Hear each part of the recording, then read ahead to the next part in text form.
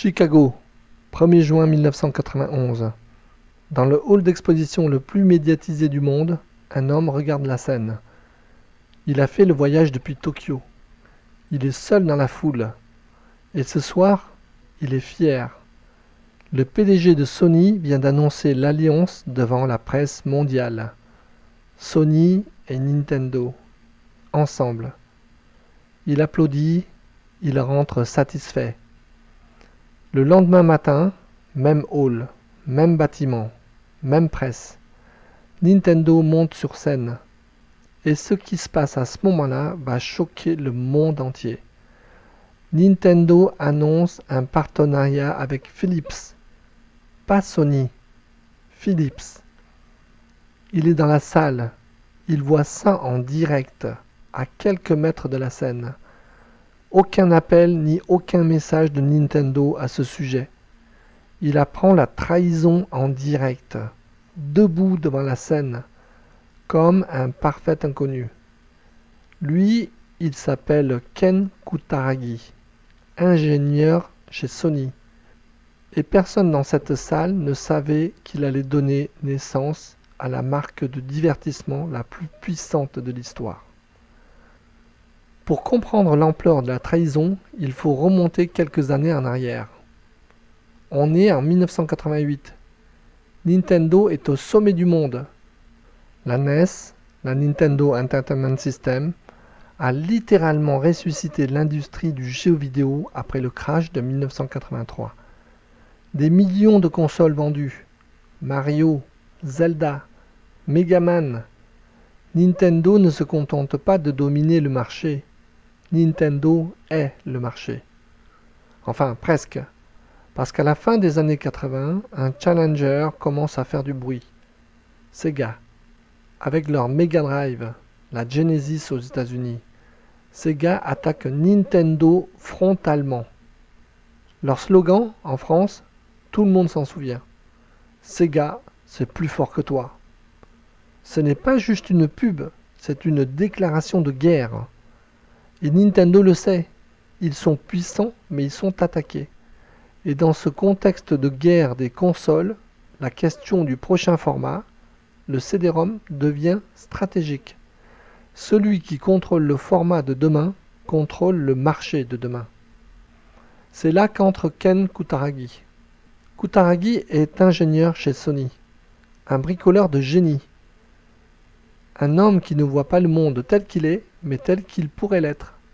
C'est lui qui a passé 2 ans dans les salles de réunion avec Nintendo. 2 ans de prototypes, de négociations secrètes, de nuits blanches. Et il faut comprendre une chose sur Sony en 1988. C'est un géant industriel mondial. Des téléviseurs, des Walkman, des chaînes hi-fi. En taille de groupe, Sony écrase Nintendo sans discussion.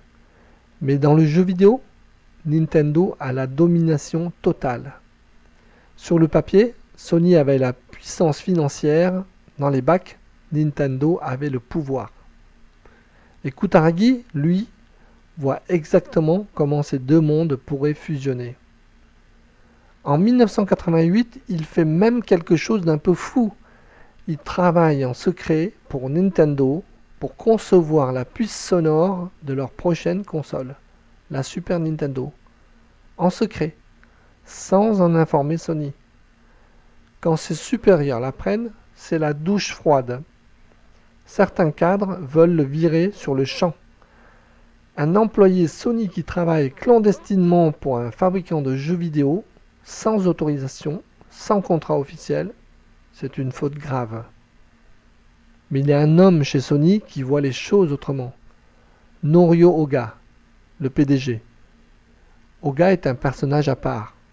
Ancien chef d'orchestre, pianiste, un homme qui comprend à la fois la technologie et l'art. Et quand il regarde ce que Kutaragi a fait, il ne voit pas une faute, il voit une opportunité. Il protège Kutaragi, il bloque la sanction, et il lui donne une mission officielle. Explorer un partenariat avec Nintendo pour développer un lecteur CD-ROM compatible avec la Super Nintendo.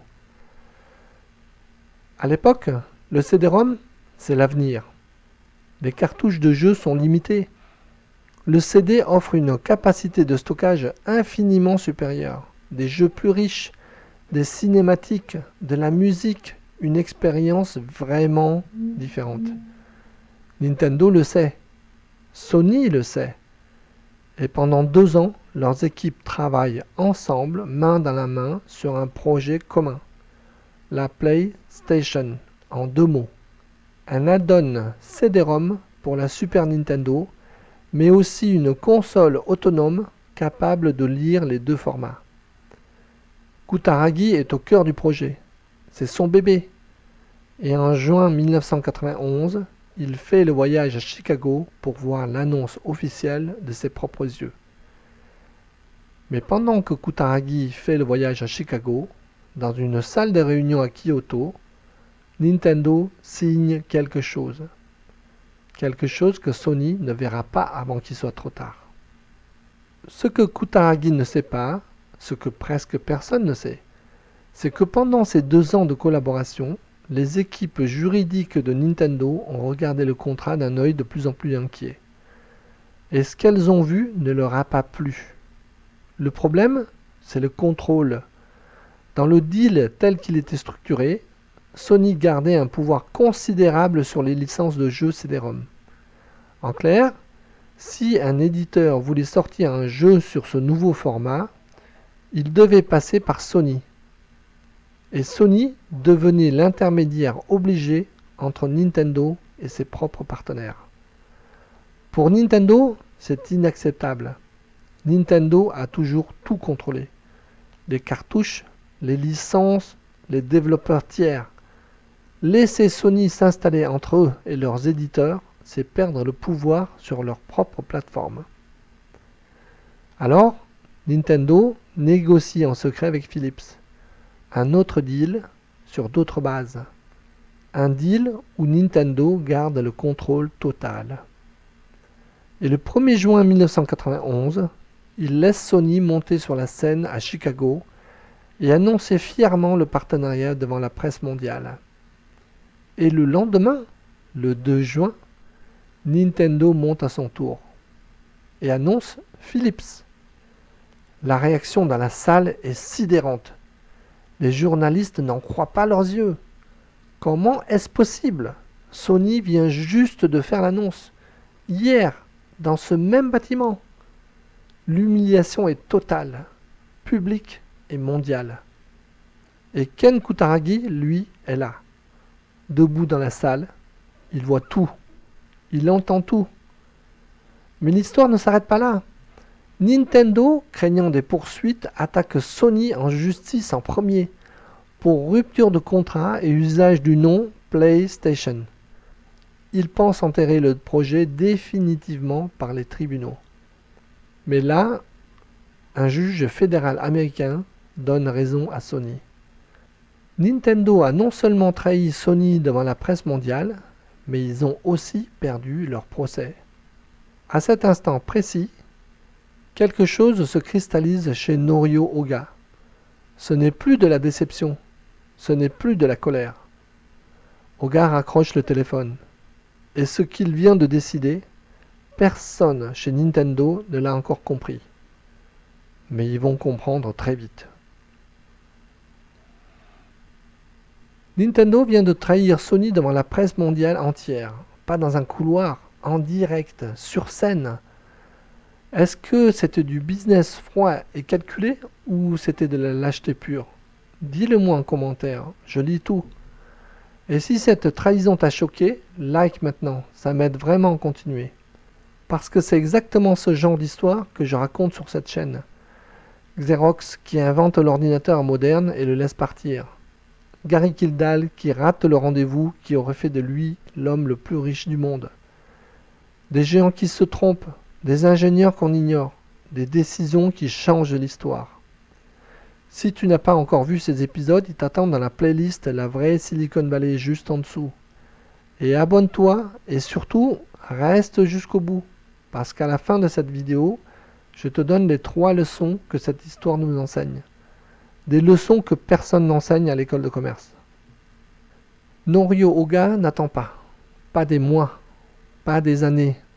4 mois après l'humiliation de Chicago, en octobre 1991, Sony annonce publiquement qu'ils développent leur propre console. Pas un add-on, pas un accessoire, une vraie console, indépendante, 32 bits, avec CD-ROM. Et ils ont un avantage énorme que personne ne voit venir. Ils ne repartent pas de zéro. 2 ans de travail commun avec Nintendo, des technologies déjà développées, des ingénieurs déjà formés sur le sujet. La PlayStation CD-ROM n'a pas besoin d'être réinventée. Elle a besoin d'être libérée de Nintendo. Kutaragi prend la tête du projet. Le développement s'accélère en 1992. Et en novembre 1993, 2 ans après l'annonce, Sony crée officiellement Sony Computer Entertainment, une filiale dédiée, un vrai budget, une vraie équipe, un seul objectif et un nouveau nom, PlayStation, en un seul mot cette fois. Et personne dans cette pièce ne savait encore qu'il y aurait un troisième joueur, un joueur que personne n'avait vu venir. Le 3 décembre 1994 au Japon, la PlayStation sort en boutique. Le prix, 39 800 yens. Moins cher que ce que beaucoup attendaient. Et la machine est puissante, très puissante pour l'époque. Des graphismes en 3D fluides, des jeux qui ne ressemblent à rien de ce qui existait avant. Le public répond immédiatement. Les stocks s'évaporent. Et en septembre 1995, c'est au tour des États-Unis. Même phénomène. En face, Nintendo sort la Nintendo 64 en 1996. Toujours sur cartouche. La guerre des formats est terminée avant même d'avoir commencé. Les développeurs veulent le CD. Ils veulent la capacité. Ils veulent la PlayStation. Et Sega, qui avait pourtant été le premier à attaquer Nintendo, qui avait bousculé le marché avec la Mega Drive, Sega se retrouve écrasé entre les deux. Leur Saturn n'arrive pas à suivre. Le Challenger qui avait bousculé Nintendo se fait balayer par le nouvel entrant. Et puis arrive Final Fantasy VII. Square publie ce qui est peut-être le RPG le plus attendu de tous les temps, exclusivement sur PlayStation. Ce jeu seul convainc des millions de joueurs adultes que le jeu vidéo est un médium sérieux. Des cinématiques, une histoire épique, 3 disques CD. Sur cartouche, ça n'aurait jamais existé. Nintendo a perdu le segment adulte, et ils ne le récupéreront pas de sitôt. La PlayStation dépasse les 100 millions d'unités vendues sur sa vie commerciale, et l'écosystème PlayStation génère plusieurs dizaines de milliards de dollars sur les décennies suivantes. C'est le genre de chiffre qui attire l'attention, y compris à Redmond, Washington. Ce que Nintendo nous apprend, c'est 3 choses. Le premier, c'est que le contrôle à tout prix est le chemin le plus court vers la défaite. Nintendo avait raison de vouloir garder la main sur ses licences, mais en surjouant ce contrôle, ils ont fabriqué leur propre concurrent. Et leur plus grande menace n'existait pas avant qu'ils la créent eux-mêmes. Deuxième point, l'humiliation est le meilleur carburant qui soit. Ken Kutaragi n'avait pas les ressources de Nintendo. Il n'avait pas leur catalogue. Il n'avait pas leur histoire. Ce qu'il avait, par contre, c'est une image gravée dans sa mémoire. Debout dans une salle, apprendre la trahison comme un inconnu. La PlayStation n'aurait jamais existé sans Chicago en juin 1991. Troisième point, dans les affaires, tes erreurs créent les empires des autres. Xerox a créé Apple. Excite a créé Google. Et Nintendo, ce jour-là, à Chicago, a créé la Sony PlayStation.